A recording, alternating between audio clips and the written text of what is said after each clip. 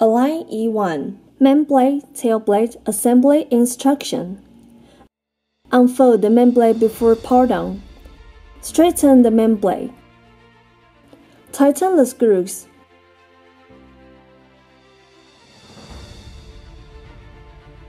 After tightening the screws, make sure the main blade is in straight line.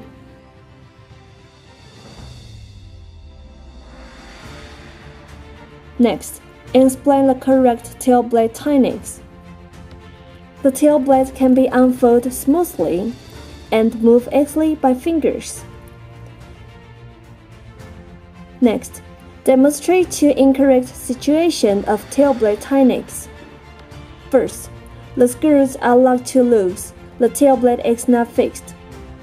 Second, the screws are locked too tight, the tail blade can be unfolded normally and can be moved easily by fingers to make body vibration. Here are two situations caused flight accident happened. Main blade fold notes.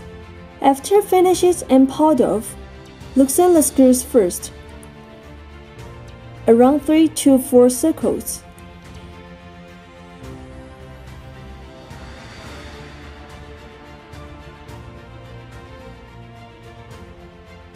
That is all about the main blade, tail blade assembly instruction.